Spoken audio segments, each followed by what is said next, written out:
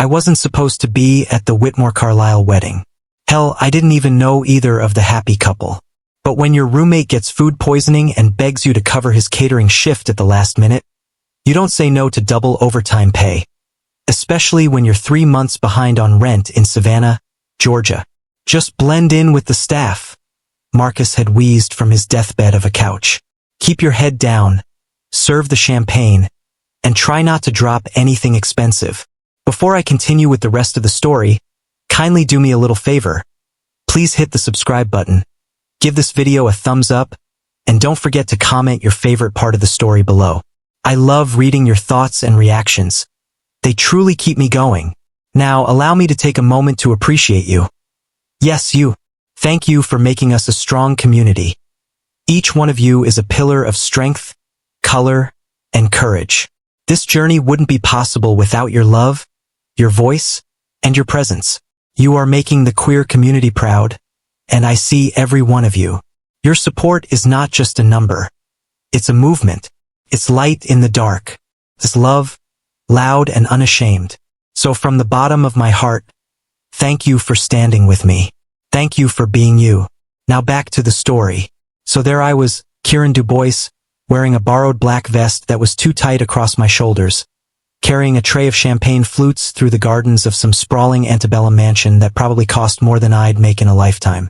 Spanish moss draped from ancient oaks like nature's own wedding decorations, and the late afternoon sun painted everything in shades of gold and amber.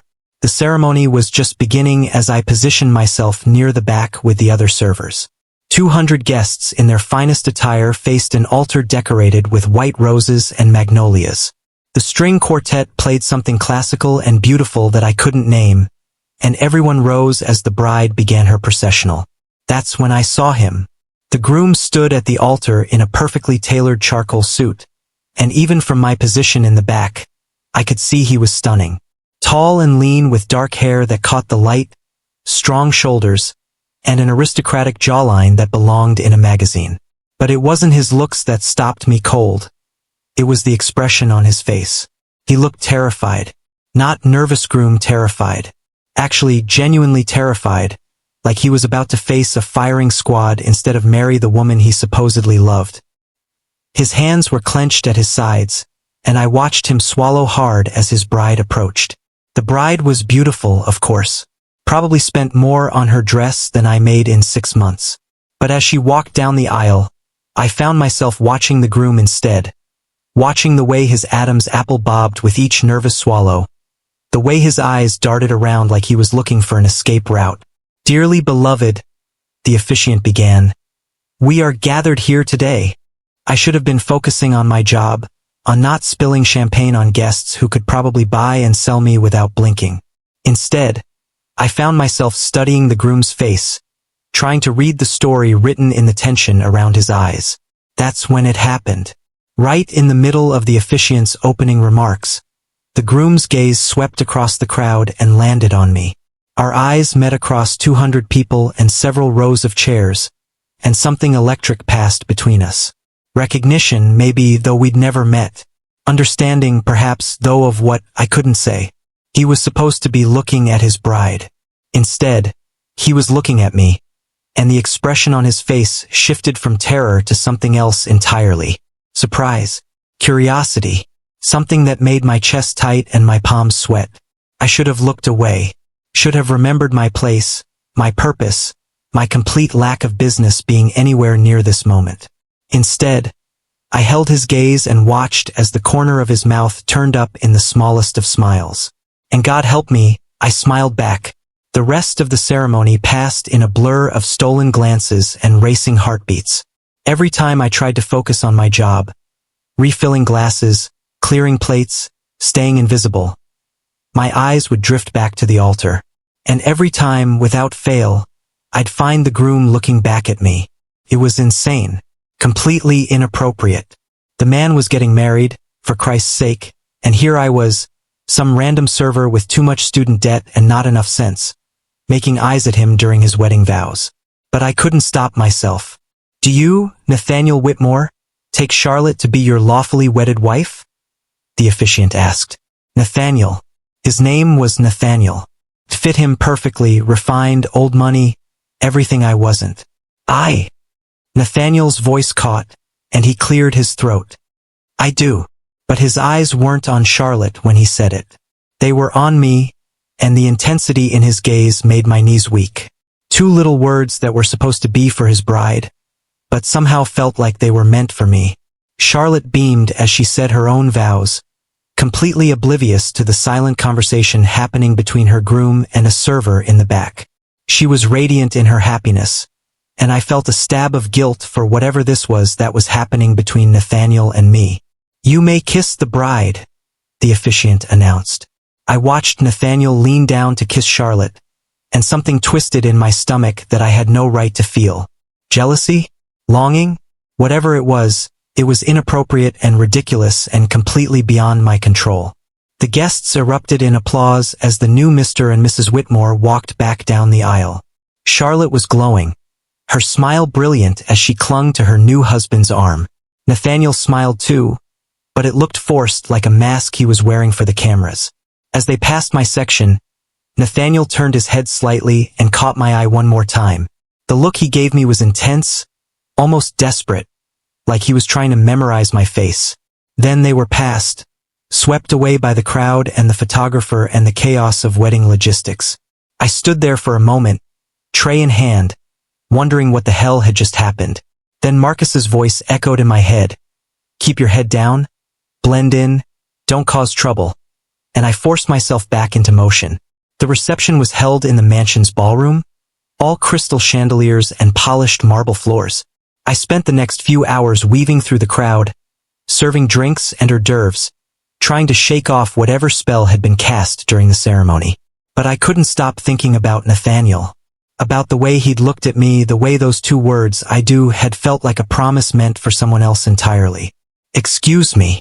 I turned to find a woman in her 50s, elegantly dressed in navy blue, holding an empty wine glass. She had kind eyes and a slight smile that seemed to see more than it should. Could I get a refill? She asked. Of course. I reached for the wine bottle on my tray, but she placed a gentle hand on my arm. You're new, she said. It wasn't a question. Just filling in for someone, I replied carefully. She studied me for a moment, and I had the uncomfortable feeling that she'd seen everything that had happened during the ceremony. Well, you're doing a lovely job. Very attentive. There was something in her tone that made my cheeks burn. Before I could respond, she took her refilled glass and melted back into the crowd, leaving me standing there with the distinct impression that I'd been seen, catalogued, and filed away for future reference. The rest of the evening passed without incident. I served champagne during the toasts, cleared plates during dinner, and tried very hard not to look at the head table where Nathaniel sat beside his new wife. But I could feel his attention like a physical weight, and more than once I caught him watching me with that same intense expression from the ceremony. By the time the reception wound down, I was exhausted and confused and more than ready to escape. I helped the other servers pack up the remaining supplies, collected my pay from the event coordinator, and headed for the parking lot. I was almost to my beat-up Honda when I heard footsteps behind me. Wait! I turned, and there he was, Nathaniel Whitmore, still in his wedding tuxedo but with his bow tie undone and his hair slightly mussed. He looked younger without the formal styling, more vulnerable. I'm sorry, he said, stopping a few feet away. I know I shouldn't be here. Congratulations, I said, because what else was there to say? Your wife seems lovely. He flinched at the word wife like it was a physical blow. Thank you. Can I ask your name? Kieran, I said after a moment's hesitation. Kieran Dubois. Kieran. He repeated it like he was testing how it felt on his tongue. I'm Nathaniel. I know. I heard. We stood there in the parking lot, the sounds of the reception fading behind us, neither of us quite sure what to say next. The night air was warm and humid, heavy with the scent of magnolias and something else. Possibility, maybe, or disaster. I should go, I said finally. You should get back to your reception. To your wife. Again that flinch. Yes, I should. But neither of us moved. We stood there in the golden glow of the parking lot lights, the space between us crackling with unspoken tension. "Kieran," Nathaniel said quietly. Nathaniel," a voice called from the mansion. "Nathaniel, where are you? We need to cut the cake." The spell broke. Nathaniel's head snapped toward the voice, and I saw reality crash back over him like a wave. He was married. He had a wife. He had a life that didn't include random servers with too much student debt and not enough sense. "Go," I said softly. "She's looking for you." He looked at me one more time, and I saw something that might have been regret in his eyes. Then he turned and walked back toward the mansion, toward his new wife and his new life. I stood there for a long moment, watching him go, wondering if I'd imagined the whole thing. Then I got in my car and drove home, trying to convince myself that what had happened was nothing more than wedding-induced temporary insanity. But as I lay in bed that night, staring at the ceiling of my tiny apartment, I couldn't shake the memory of Nathaniel's eyes, or the way he'd said my name like it was something precious. 3 days later, he showed up at my door. The knock came at 7 a.m. on a Tuesday, which was problematic for several reasons. First, I'd been up until 3 a.m. working on a freelance graphic design project that was due that morning. Second, I looked like hell, unshaven, wearing yesterday's t-shirt, and sporting the kind of bedhead that suggested I'd been wrestling with my pillow all night. Third, I wasn't expecting anyone, and unexpected visitors in my neighborhood usually meant bad news. I stumbled to the door, expecting to find my landlord or maybe a neighbor complaining about the music I'd been playing while working. Instead, I found Nathaniel Whitmore standing in my hallway, looking like he'd stepped out of a magazine ad for expensive suits. Even disheveled, he was stunning. His dark hair was slightly mussed. There were circles under his eyes that spoke of sleepless nights, and his usually perfect posture was slumped with exhaustion. But he was still the most beautiful man I'd ever seen. "Kieran," he said, and my name sounded like a prayer on his lips. I blinked, wondering if I was still dreaming. "Nathaniel? What are you? How did you even find me?" "I hired a private investigator," he said matter-of-factly, like that was a perfectly normal thing to do. "Can I come in?" I looked past him into the hallway, half expecting to see photographers or his new wife or some other sign that this was all an elaborate prank. But the hallway was empty, and Nathaniel was looking at me with those same intense eyes that had haunted my dreams for 3 nights. "I don't think that's a good idea," I said, even as I stepped back to let him in. He entered my tiny apartment like he belonged there, though the contrast between his obvious wealth and my second-hand furniture was almost comical. He had a small suitcase in his hand, which he set down by the door with careful precision. "Nice place," he said, and I couldn't tell if he was being polite or sarcastic. "It's cheap," I replied, "which is all I can afford." "Nathaniel, what are you doing here? Shouldn't you be on your honeymoon or something?" His face went pale. "We were supposed to leave for Paris yesterday." "Supposed to?" "I couldn't do it." He ran a hand through his hair, destroying what was left of his careful styling. "I couldn't get on that plane and pretend to be happy about a marriage I never wanted in the first place." The words hung between us like a confession. I stared at him, trying to process what he was saying. "You never wanted to get married?" "I wanted to want it," he said quietly. "I tried to want it. Charlotte is a wonderful woman, and our families have been friends for years. It made sense on paper. But I can't." He trailed off, looking lost and vulnerable in a way that made my chest tight. "Where's Charlotte now?" I asked. "In Paris, with her sister." I told her I needed time to think, that I wasn't ready for a honeymoon. "She thinks I'm having a breakdown." "Are you?" He laughed, but there was no humor in it. "Probably. I left my wife 3 days after our wedding to track down a server I'd exchanged maybe a dozen words with. That sounds like a breakdown to me." "Nathaniel, I know this is insane," he continued, pacing now in the small space of my living room. "I know I have no right to be here, no right to involve you in whatever this is. But I can't stop thinking about you. About the way you looked at me during the ceremony. About the way you made me feel." "How did I make you feel?" He stopped pacing and looked at me directly. Alive. For the first time in years, I felt alive. The honesty in his voice hit me like a physical blow. I sat down heavily on my couch, trying to make sense of what was happening. "You're married," I said finally. "I know. To a woman you just left in Paris. I know. And you're here, in my apartment, with a suitcase. I know how it looks," Nathaniel said, sitting across from me on my coffee table. "I know I'm asking too much, but I need to understand what happened between us. I need to know if you felt it too." I looked at him, really looked at him, and saw the same confusion and longing that had been eating at me for 3 days. This beautiful, complicated man had blown up his life to be here, and I wasn't sure if that made him brave or crazy. "I felt it," I admitted quietly. "I've been thinking about you too. But Nathaniel, this is complicated, doesn't even begin to cover it. I know. You're married to someone else. I know, and I'm nobody. I'm a broke graphic designer who lives in a studio apartment and serves drinks at weddings to pay rent."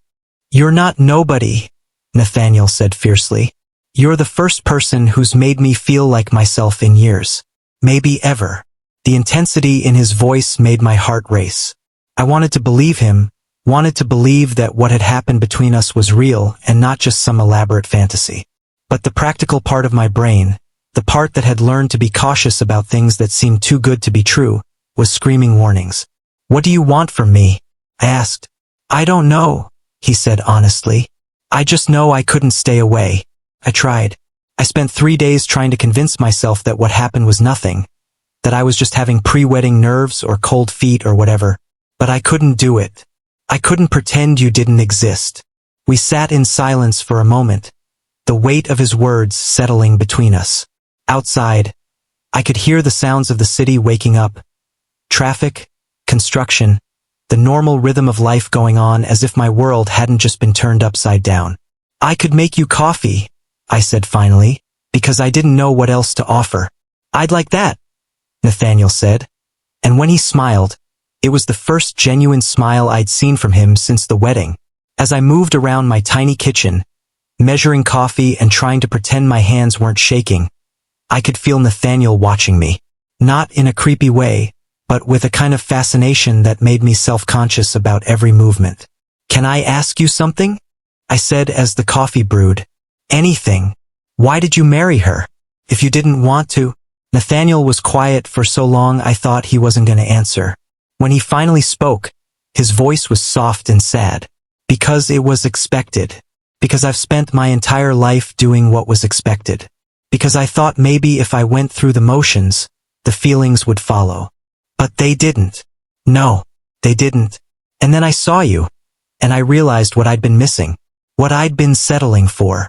The coffee finished brewing, and I poured 2 cups, adding cream to mine and leaving his black because I didn't know how he liked it. When I handed him the mug, our fingers brushed, and I felt that same electric shock from the wedding. "This is crazy," I said, settling back on the couch. "I know. I don't even know you. I know. And you don't know me. I know enough," Nathaniel said, taking a sip of his coffee. "I know you work hard. I know you're kind. You let a complete stranger into your home. I know you're brave. You held my gaze when you should have looked away. That wasn't brave. That was stupid. Maybe. But it was also honest. And I haven't had much honesty in my life lately." I studied his face, trying to read the story written in the lines around his eyes. "What do you do? For work?" I run my family's foundation. Charity work, mostly. Fundraising galas, board meetings, writing checks to worthy causes." He shrugged. "It's not exactly fulfilling, but it pays well." "And that's enough? Just paying well?" It was. Until 3 days ago. The way he looked at me when he said it made my stomach flutter. This was dangerous territory, the kind that led to heartbreak and complicated situations and all the things I tried to avoid since moving to Savannah. But God help me, I didn't want him to leave. "Nathaniel," I said carefully, "what exactly are you asking me?" "I'm asking if I can stay, just for a few days while I figure things out. I'm asking if you'll help me understand what this is between us." I'm asking if you'll give me a chance to be the person I am when I'm with you instead of the person I'm supposed to be. It was too much. Too big, too complicated, too risky. But when I looked at him, really looked at him, I saw something that made all my rational objections fade away. I saw hope. Okay, I said. You can stay. Having Nathaniel in my space was like trying to fit a thoroughbred into a stable built for ponies. Not that he complained. He was unfailingly polite about the lumpy couch that served as his bed, the single bathroom we had to share, and the complete lack of anything resembling luxury. But his presence filled my tiny apartment in a way that made me hyper-aware of every shabby detail. On his second morning, I woke to the smell of actual breakfast cooking. Real breakfast, not the usual coffee and whatever cereal was on sale. I stumbled into the kitchen to find Nathaniel at my ancient stove, somehow managing to make eggs Benedict with ingredients I definitely didn't have the night before. Please tell me you didn't have groceries delivered to my apartment, I said, rubbing sleep from my eyes. I went to the market, he said, not looking up from his cooking. Your neighborhood has a surprisingly good selection. He traded his expensive suit for jeans and a simple white t-shirt, but he still looked like he'd stepped out of a catalog. Even domestic tasks seemed elegant when he performed them. You don't have to cook, I said. I can handle cereal. I wanted to. I like cooking, actually. Don't get much chance to do it at home. Too busy with foundation work? Too busy with staff who insist on doing everything for me. He plated the eggs with professional precision. It's nice to do something with my hands. I accepted the plate, trying not to think about what else he might like to do with his hands. The eggs were perfect, of course. Restaurant quality. Where did you learn to cook like this? Culinary school. One summer when I was 19, I convinced my parents to let me study in France instead of doing another internship at the foundation. Best 3 months of my life. What happened? Why didn't you pursue it? Nathaniel's expression darkened slightly. My father happened. He made it clear that Whitmores don't work in kitchens. We fund kitchens, apparently, but we don't work in them. I heard the old pain in his voice, the weight of expectations and disappointments that had shaped his life. I'm sorry. Don't be. I made my choices. He sat across from me at my tiny table, his own plate barely touched. Tell me about your work. The graphic design. I almost choked on my eggs. It's not very exciting.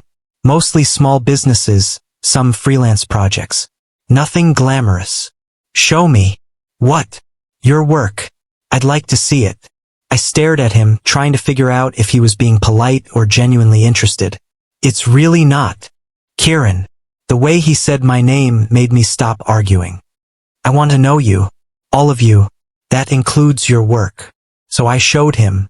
I pulled out my laptop and walked him through my portfolio, logo designs for local restaurants, promotional materials for small nonprofits, wedding invitations for couples who couldn't afford fancy designers. It was solid work, professional, but nothing that would win awards or make headlines. Nathaniel studied each piece with the kind of attention I'd never seen anyone give my work. He asked questions about design choices, color palettes, typography. He seemed genuinely fascinated. This is really good, he said, lingering over a series of posters I'd done for a local theater company. You have a gift for this. It pays the bills. Usually. No, I mean it. You have real talent. Have you ever thought about expanding? Taking on bigger clients? I laughed. Bigger clients require bigger budgets for things like advertising and office space. I'm lucky to keep the lights on. But if you had the resources, Nathaniel, we live in different worlds. I can't just decide to expand my business because I feel like it. Some of us have to worry about things like rent and student loans and health insurance. The words came out harsher than I intended, and I saw him flinch. But instead of getting defensive, he looked thoughtful. You're right, he said quietly. I've never had to worry about those things. I take that for granted. I wasn't trying to make you feel bad about it. Maybe you should. Maybe someone should. He closed my laptop and looked at me directly. Tell me about your family. I shifted uncomfortably. Not much to tell. My parents divorced when I was 16. Mom moved to Florida. Dad stayed in Louisiana. We don't talk much. Any siblings? Nope. Just me. I stood to clear our plates, needing something to do with my hands. What about you? Besides parents who don't approve of culinary dreams. Only child too. My parents are complicated. They love me in their way, but they've never really seen me as anything other than the heir to the Whitmore legacy. Must be lonely. It is. He was quiet for a moment. Charlotte understood that, actually. She came from a similar family. That's part of why our parents thought we'd be perfect together. The mention of his wife sent a jolt through me. I'd been trying not to think about her. About the woman who was supposed to be on her honeymoon in Paris right now. Do you love her? I asked, then immediately wished I hadn't. Nathaniel was quiet for a long time. I care about her. I respect her. But love? Real love? No. I don't think I ever did. Does she love you? I think she loves the idea of me. The idea of us. The perfect society wedding. The perfect society marriage. He ran a hand through his hair. I should have been honest with her from the beginning. Should have told her I wasn't ready for marriage. Why didn't you? Because I thought I could learn to love her. Because I thought that's how marriage worked for people like us. You found someone suitable and made it work. He looked at me with those storm gray eyes. I didn't know it could be different until I met you. The intensity in his voice made my heart race. Nathaniel, I know it's crazy. I know we barely know each other. But I've never felt anything like what I felt when I saw you at the wedding. It was like waking up after years of sleepwalking. I wanted to kiss him.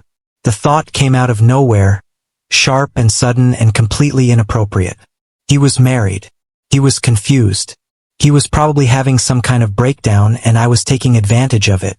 But God, I wanted to kiss him. Instead, I turned back to the dishes, putting distance between us. What happens now? You can't stay here forever, and you can't avoid your real life indefinitely. I know. I'm meeting with my lawyer this afternoon. Starting the process. What process? Divorce. The word hung in the air between us like a bomb. I turned to face him, soap still on my hands. Are you sure? It's only been a few days. People have longer engagements than you've had to think about this. I'm sure. He stood, moving closer to me. I was sure before I ever knocked on your door. Being here just confirmed it. Nathaniel, you can't make a decision like this because of me. Because of whatever you think this is between us. I'm not. I'm making this decision because I finally understand what I've been missing my entire life. Because I finally know what it feels like to be authentic with someone. He reached out and touched my face, gentle and tentative. You didn't make me want to leave my marriage, Kieran. You made me realize I was never really in one. His touch was electric, sending shivers down my spine. I leaned into it without thinking, and saw something flicker in his eyes. Heat. Want. Something that made my breath catch.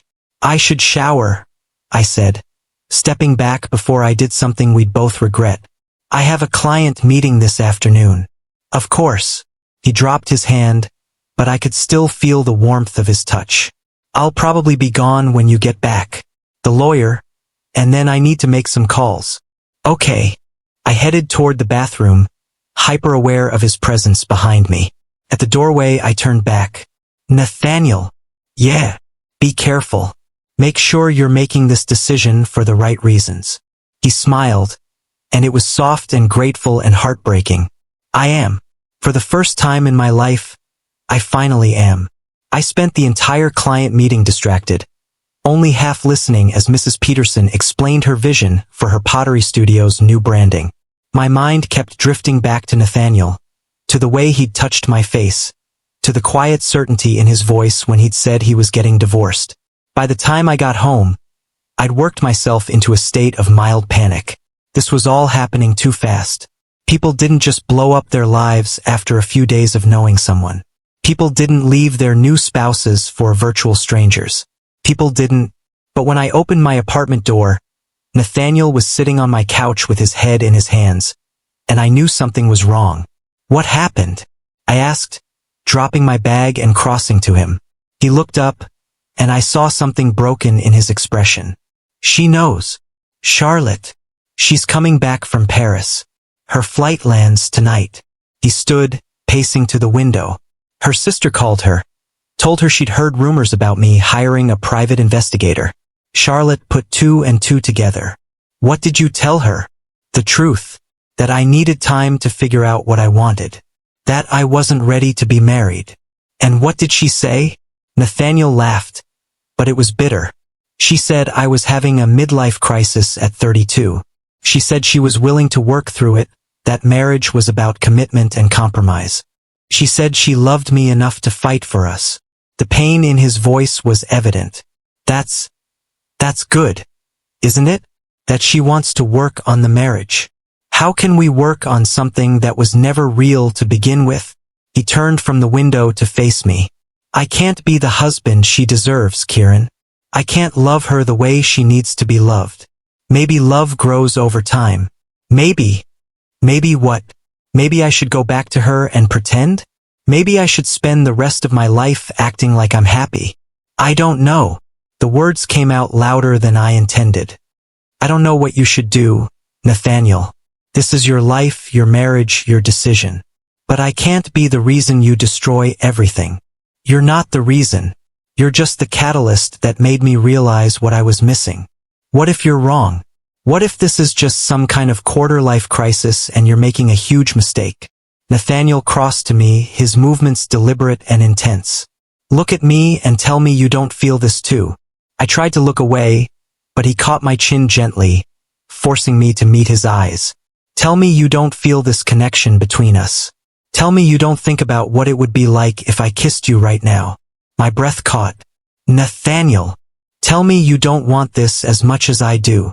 The honesty in his voice, the raw vulnerability, made something crack open in my chest. I do want it. That's the problem. I want it so much it scares me. Then why are you pushing me away? Because you're married. I stepped back, breaking his hold. Because 3 days ago you promised to love and honor someone else. Because I don't know how to be the person who breaks up a marriage. The marriage was broken before you ever entered the picture, Nathaniel said quietly. You didn't break anything, Kieran. You just helped me see what was already there. Before I could respond, there was a sharp knock on the door. We both froze. Kieran, a woman's voice called through the door. I know you're in there. I can hear voices. Nathaniel went pale. That's her. That's Charlotte. What? How did she? She probably followed me. Or hired her own investigator. He ran his hands through his hair. I'm sorry. I'm so sorry I brought this to your door. The knocking continued, more insistent now. I just want to talk, Nathaniel. Please. I looked at Nathaniel, saw the panic in his eyes, and made a decision. Stay here. I'll handle this. Kieran, you don't have to. Yes, I do. I opened the door to find a woman who was even more beautiful in person than she'd been at the wedding. Charlotte Carlyle, Charlotte Whitmore now, stood in my hallway wearing a perfectly tailored travel outfit and an expression of barely controlled fury. You must be Kieran, she said, her voice dripping with false politeness. Mrs. Whitmore, I'm sorry about the circumstances. Are you? Are you really? She pushed past me into the apartment, her eyes immediately finding Nathaniel. There you are. Your wife has been worried sick. Charlotte, I told you I needed time. Time? You needed time away from our marriage to shack up with some random server. Her composure cracked, revealing the hurt underneath. Do you have any idea how humiliating this is? Do you know what people are saying? I don't care what people are saying. Well, I do. This is my life too, Nathaniel. My reputation. My family's reputation. I watched the exchange feeling like an intruder in my own home. These were two people who had shared a life, who had made promises to each other, and I was the outsider who had somehow become the center of their crisis. Charlotte, I said quietly, maybe you two should talk privately. I can step out. No. She turned to me, her eyes blazing. I want to understand what you think you're offering him. You live in a studio apartment. You work multiple jobs to pay rent. You have nothing to offer except. She looked me up and down dismissively. What exactly are you offering my husband? The words stung because they weren't entirely wrong. I didn't have money or status or any of the things that made up Nathaniel's world. I was just a guy who happened to be in the wrong place at the wrong time. I'm not offering him anything, I said honestly. I never asked him to come here, but you let him stay. You encouraged this, whatever this is. I let him stay because he needed a place to figure things out, because he seemed lost and scared and I couldn't turn him away. I looked between them, these two beautiful people whose lives I'd somehow become entangled in. But you're right. I don't have anything to offer him except honesty. Honesty? Charlotte laughed, but it sounded more like a sob. You call seducing someone else's husband honesty? I didn't seduce anyone, I said firmly. And maybe that's the problem. Maybe your husband needed someone who wouldn't try to seduce him into being someone he's not. The words hung in the air like a challenge. Charlotte's face went white, and I saw Nathaniel's eyes widen. You don't know anything about our marriage, Charlotte said, her voice shaking. You're right, I don't. But I know what I saw at your wedding. I know what desperation looks like, and your husband was drowning up there. Stop. Nathaniel's voice cut through our argument. Both of you just stop. He moved to stand between us, looking exhausted. Charlotte, I'm sorry. I'm sorry for the timing, for the way this happened, for hurting you. But I can't keep pretending. Pretending what? She demanded. That I'm the man you married. That I can be the husband you deserve. He sat heavily on my couch, suddenly looking older than his 32 years. I should have called off the wedding. I should have been honest months ago. Charlotte stared at him, and I watched her perfect composure finally crumble. So this is it? You're just done? 3 days of marriage and you're ready to throw it all away. I'm not throwing anything away. I'm finally being honest about what was never really there. We could have built something real, Nathaniel. Given time. I've given it 2 years, Charlotte. 2 years of trying to feel something more than friendship for you. 2 years of telling myself that love would grow, that commitment was enough. He looked up at her with genuine sadness. You deserve someone who doesn't have to try to love you. You deserve someone who looks at you the way. He trailed off, but his eyes found mine, and the unfinished sentence hung between us like a promise. Charlotte followed his gaze, and when she looked at me, I saw something break in her expression. The way he looks at him. Nobody answered. Nobody needed to. She stood there for a long moment, taking in the scene. Her husband of 3 days in another man's apartment. The obvious connection between us. The ruins of her perfect life scattered around her designer shoes. I need a drink, she said finally. I almost offered to make coffee, but Nathaniel was already moving toward my tiny kitchen. I'll make us all something. We need to talk this through like adults. As he busied himself with glasses and the bottle of wine he'd bought earlier, Charlotte and I stood in awkward silence. She looked around my apartment with the kind of careful assessment that came from a lifetime of evaluating social situations. It's smaller than I expected, she said eventually. I'm sure it is. But it's warm. Lived in. She touched one of my sketches that was pinned to the wall. Did you draw this? Yeah. It's just a hobby. It's good. Really good. She turned to look at me, and for the first time, I saw the woman beneath the society polish. I can see why he likes you. You're real. The observation caught me off guard. I'm sorry about all of this. I never meant for it to get this complicated. I know. She accepted a glass of wine from Nathaniel, careful not to let their fingers touch. The truth is, I knew something was wrong before the wedding. I just thought, I hoped it was nerves. Charlotte, Nathaniel started. Let me finish. She took a sip of wine, gathering her composure. I've been thinking about this on the plane ride back. About our relationship, about the wedding, about everything. And I realized something. We waited. I don't think I love you either, Nathaniel. Not the way a wife should love her husband. She sat on the edge of my coffee table, looking small and vulnerable. I love the idea of you, the security you represent, the life we could have built together. But actual love? The kind that makes you cross oceans or track down strangers. She glanced at me. I don't think I've ever felt that. The confession seemed to cost her something. Nathaniel set down his wine and moved toward her. Charlotte, I'm so sorry. I should have. Should have what? Should have pretended better? Should have convinced yourself you loved me? She shook her head. We both played our parts perfectly. The problem is, we were both acting. I felt like I was witnessing something intensely private, something that should have happened between them alone. But when I started to excuse myself, Charlotte stopped me. Stay, please. You're part of this now, whether any of us wanted it or not. So I stayed and listened as they talked through 2 years of a relationship built on expectations rather than emotion. They were kind to each other in a way that spoke of genuine friendship, even as they acknowledged that friendship wasn't enough to build a marriage on. What happens now? Charlotte asked eventually. Divorce, I suppose, Nathaniel said quietly. As quickly and quietly as possible. The families won't be happy. The families will survive. They've survived worse scandals. Charlotte laughed, but it was tired. Have they? I'm not sure the Whitmore-Carlisle alliance has ever been quite this dramatically derailed. Let me worry about the families, Nathaniel said. You focus on yourself. On what you want.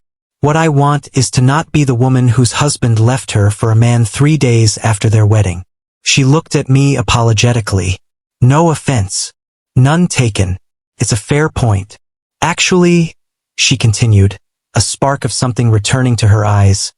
What I want is to go to Paris, alone, and figure out who Charlotte Carlisle is when she's not trying to be the perfect society wife. That sounds like a good plan, I said. It does, doesn't it? She finished her wine and stood. I should go. I have a hotel room and I need to make some calls. Starting with a very awkward conversation with my mother. Nathaniel stood too. Charlotte, I want you to know. I know. She moved toward him and, after a moment's hesitation, hugged him. I hope you find what you're looking for, Nathan. Both of you. She headed for the door, then paused. For what it's worth, Kieran, I think you're good for him. He seems more like himself than I've seen him in years. And then she was gone, leaving Nathaniel and me alone with the weight of what had just happened. Well, I said after a moment, that went better than expected. Nathaniel laughed, and for the first time since Charlotte had arrived, it sounded genuine. She's an amazing woman. She deserves someone who loves her completely. So do you. The words slipped out before I could stop them. Nathaniel turned to look at me, and the intensity in his gaze made my heart race. Kieran, I know this is complicated. I know we're moving too fast. I know there are a million reasons why this is a terrible idea. I took a step toward him. But I can't pretend I don't feel this anymore. What do you feel? Like I've been waiting my whole life for you to knock on my door. The honesty of it surprised even me. But it was true. Whatever this was between us, it felt inevitable in a way that scared and thrilled me in equal measure. Nathaniel closed the distance between us, his hands coming up to frame my face. I've never felt anything like this before. It's terrifying. Good terrifying or bad terrifying? The best kind of terrifying. And then he kissed me. It was soft at first, tentative, like he was asking permission. But when I kissed him back, when I let my hands tangle in his hair and pulled him closer, it deepened into something desperate and hungry and absolutely right. When we finally broke apart, we were both breathing hard. Now what? I whispered against his lips. Now we figure it out as we go, he said. Together. It wasn't a perfect answer. There were still legal proceedings to navigate, families to face, futures to figure out. But as Nathaniel held me in my tiny apartment, surrounded by the debris of his old life and the possibility of something new, it felt like enough. Felt like a beginning. 3 months later, I was sitting in a coffee shop that cost more than my monthly grocery budget, waiting for Nathaniel to finish a meeting with his divorce attorney. The proceedings had been surprisingly smooth. Charlotte had been true to her word about wanting a quick, quiet dissolution, and having money apparently made even messy divorces more civilized. My phone buzzed with a text from my former roommate Marcus. Still can't believe you're dating the guy from that wedding. This is like a movie or something. I smiled, typing back, not dating. Living together. There's a difference. Yeah, the difference is you're whipped. He wasn't wrong. The past 3 months had been a whirlwind of changes that would have terrified me if I'd had time to think about them. Nathaniel had found us a small house in the historic district. Nothing too grand, he'd insisted, just something with enough space for both of us to work. He'd also quietly connected me with several of his foundation's partner organizations, leading to the biggest design contracts of my career. I'm not charity, I'd protested when he'd first suggested it. It's not charity, he'd replied. It's networking. And your work speaks for itself. He'd been right. The jobs had led to more jobs, and for the first time in years I wasn't worried about making rent. It was a strange feeling, security. I wasn't sure I trusted it yet. Sorry I'm late. Nathaniel's voice interrupted my thoughts. I looked up to see him sliding into the seat across from me, looking tired but relieved. How did it go? It's final. As of this morning, I'm officially divorced. He reached across the table and took my hand. How do you feel about dating a divorced man? Depends. Is he planning to make a habit of it? God, I hope not. One marriage was enough trauma for a lifetime. We sat in comfortable silence for a moment, his thumb tracing patterns on my knuckles. 3 months in, and I still felt that electric jolt every time he touched me. So what now? I asked. Now we figure out what normal looks like. He lifted my hand to his lips, pressing a soft kiss to my palm. I was hoping you might have some ideas about that. Normal is overrated, I said. But I do have some thoughts. Such as maybe it's time we told people we're together. Really together. Not just roommates or business partners or whatever story we've been letting people believe. Nathaniel's expression grew serious. Are you sure? Once we go public, there's no taking it back. The society pages, the gossip columns, your name attached to mine forever. Is that supposed to scare me? It should. You have no idea what that world is like, Kieran. How cruel people can be, especially about someone they see as an outsider. I studied his face, seeing the worry there. Are you having second thoughts? About us? Never. His grip on my hand tightened. About exposing you to the circus that comes with being involved with me? Every day. That's not your choice to make, I said gently. I'm not some fragile flower who needs protecting. I can handle whatever comes. I know you can. That's what scares me. He smiled, but it was sad around the edges. I don't want this world to change you. The only thing that's changed me is you, I said. And I like who I am when I'm with you. Even when I'm being overprotective and neurotic? Especially then. He laughed, and the tension in his shoulders eased. Okay, if you're sure. But we do this on our terms, at our pace. Agreed. Starting with dinner at your parents' house next weekend. Nathaniel choked on his coffee. I'm sorry, what? You heard me. If we're doing this, we're doing it right. I want to meet your parents. Kieran, my parents are... They're not like other people's parents. They're going to have opinions about you, about us, about everything. They're going to ask invasive questions and make judgments and probably try to figure out how much money it would take to make you disappear. Let them try. I leaned forward, meeting his gaze directly. I'm not going anywhere, Nathaniel. Not because of gossip, not because of social pressure, and definitely not because your parents don't think I'm good enough for you. You're too good for me, he said quietly. That's not how this works. We're good for each other. That's what matters. He was quiet for a long moment, studying my face like he was memorizing it. I love you, he said finally. The words hit me like a physical blow. We'd been dancing around them for weeks, the feeling obvious but unspoken. Hearing them out loud made something settle into place in my chest. I love you too, I said, and watched his face transform with relief and joy. Thank God, he breathed. I was starting to think I was in this alone. Never alone, I promised. We're in this together, remember? Together, he agreed, then grinned. Even if it means subjecting you to Eleanor and Richard Whitmore. Bring it on. How scary can two people be? Nathaniel's expression suggested I was about to find out. 1 year later, the Foundation's annual gala was in full swing. the ballroom filled with Savannah's elite in their finest attire. A year ago, I would have been serving drinks at an event like this. Tonight, I was standing next to Nathaniel as he gave a speech about the Foundation's new arts initiative, an initiative that included funding for local artists and designers. When we invest in creativity, Nathaniel was saying, we invest in the soul of our community. Art doesn't just beautify our world. It challenges us to see ourselves and each other more clearly.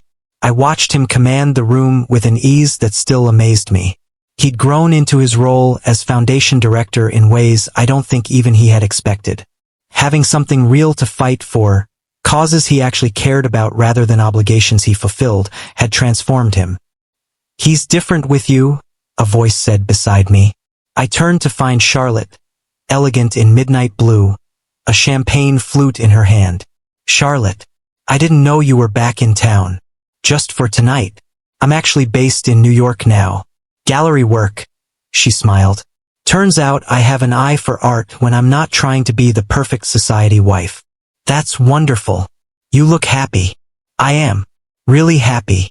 She glanced toward the stage where Nathaniel was wrapping up his speech. And he looks happy too. Happier than I ever saw him during our relationship. We both got lucky, I think. Finding what we actually wanted instead of what we thought we should want. Wise words. Charlotte raised her glass in a small toast. To finding what we actually want. I clinked my glass against hers, and we stood in comfortable silence as Nathaniel finished his speech to enthusiastic applause. When he stepped down from the podium, his eyes immediately found mine across the crowded room, and his face lit up in the smile that was just for me. Go, Charlotte said, nudging me gently. He's looking for you. I made my way through the crowd, accepting congratulations on the arts initiative and trying not to laugh at how surreal my life had become. A year ago, I'd been a broke freelancer serving drinks to people I'd never imagined having conversations with. Now I was co-directing an arts program, living in a beautiful house, and completely, ridiculously in love with a man who'd blown up his perfect life to find something real. There you are, Nathaniel said when I reached him, slipping an arm around my waist like it was the most natural thing in the world. Great speech. Very inspiring. Think it'll translate to donations? With you asking? Absolutely. He grinned and leaned down to kiss me, quick and soft and completely unconscious of the cameras that were undoubtedly capturing the moment. We'd stopped hiding months ago, stopped worrying about what people thought or said. The society pages had had their field day, but we'd weathered it together. Dance with me? He asked. I thought you'd never ask. As we moved onto the dance floor, I caught sight of his parents at their table. Eleanor Whitmore gave me a small nod of acknowledgement, the closest thing to approval I was likely to get from her. Richard was deep in conversation with another board member, but I saw him glance our way with what might have been pride. They'd never loved me the way they'd loved Charlotte, but they'd accepted me. Mostly because they could see how happy Nathaniel was, but I'd take it. What are you thinking about? Nathaniel asked, spinning me gently. Just this. All of this. How different everything is from a year ago. Better different or worse different? The best different. I looked up at him, this beautiful, complicated man who changed my entire world. I love you. I love you too. He pulled me closer, and we swayed together to music that was probably too refined for my taste but perfect for the moment. Nathaniel. Next time you crash a wedding, make sure it's one where you're not the groom. He threw back his head and laughed, drawing looks from other couples on the dance floor. Deal. Though I think one wedding crash was enough for a lifetime. Good, I said, settling against his chest as the music swelled around us. Because I'm not planning on letting you go. Promise. Promise. And as we danced in the ballroom where a year ago I'd been invisible, surrounded by people who'd become part of our complicated, beautiful life, I knew I meant it. Whatever came next, we'd face it together. The man who'd taught me what real love looked like and the life we'd built from the ashes of the one he'd left behind.